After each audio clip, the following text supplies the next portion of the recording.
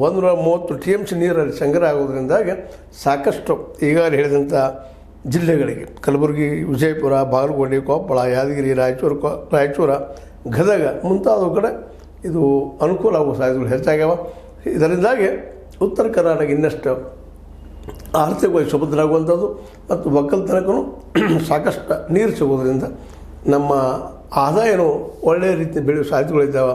ಆ ಆರ್ಥಿಕ ಅಭಿವೃದ್ಧಿ ಜೊತೆಗೆ ರೈತರ ಬದುಕು ಹಸನಾಗುವ ಸಾಧ್ಯತೆಗಳಿದ್ದಾವೆ. ಅದಕ್ಕೆ ನಮ್ಮ ದೇವೇಂದ್ರ ಫಡ್ನವೀಸ್ ಆದರೂ ಸಹಿತ ಕೇವಲ ರಾಜಕೀಯಕ್ಕಾಗಿ ಇದನ್ನು ವಿರೋಧ ಮಾಡಲಾರದ ಇಲ್ಲೇ ಮಹಾರಾಷ್ಟ್ರದ ರೈತರಲ್ಲಿ, ಕರ್ನಾಟಕ ರೈತರಲ್ಲಿ, ಆಲ್ ಓವರ್ ಇಂಡಿಯಾದ ರೈತರಲ್ಲಿ ಅವರ ಬದುಕನ್ನು ಹಸನು ಮಾಡೋ ಸಲುವಾಗಿ ಅವ್ರ ಬದುಕು ಕೊಡೋ ಸಲುವಾಗಿ ನೀರಂತೆ ಅವಶ್ಯ. ನಂತರ ಮಾರ್ಕೆಟದ ಬಗ್ಗೆ, ಯಾಕಂದ್ರೆ ಬೆಳೆ ಬರ್ತದ ನಂತರ ಮಾರ್ಕೆಟ್ ಬಗ್ಗೆ ವಿಚಾರ ಮಾಡಲಿಕ್ಕೆ ಬರ್ತದೆ. ಏನೋ ಆಗಲಿ ಆಲಮಟ್ಟಿ ಡ್ಯಾಮಿನ ಈ 524 ಮೀಟರ್ ಎತ್ತರದ ವಿಷಯವನ್ನು ಇನ್ನು ತಡ ಮಾಡೋದ್ರಲ್ಲಿ ಯಾವ ಅರ್ಥ ಇಲ್ಲ ಅಂತ ಹೇಳ್ತಾ, ಮತ್ತು ಫಡ್ನವೀಸ್ ಆಗಿರ್ಬೋದು, ಆಂಧ್ರ ಮತ್ತು ತೆಲಂಗಾಣ ಆಗಿರ್ಬೋದು, ಅಂದರೆ ಮಹಾರಾಷ್ಟ್ರ, ಆಂಧ್ರ, ತೆಲಂಗಾಣ ಇವರು ಸಹಿತ ಇಲ್ಲಿವರೆಗೆ ನ್ಯಾಯಮಂಡಳಿ ನಿರ್ಧಾರ ಮಾಡಿದ ಪ್ರಕಾರ ಎಲ್ಲರೂ ನಡ್ಕೋಬೇಕಾಗ್ಯದ. ಯಾಕಪ್ಪ ಅಂದ್ರೆ ಇದು ಎಲ್ಲರಿಗೂ ಅವಶ್ಯ ನೀರು. ಇಲ್ಲಿ ಯಾರಿಗ್ಯಾರು ಅನ್ಯಾಯ ಮಾಡೋ ಅವಶ್ಯಕತೆ ಇಲ್ಲ. ಎಲ್ಲರೂ ಈ ಭಾರತೀಯರು ಅನ್ನುವಂಥ ಮಾತಿನ ಬಿಡೋಣ.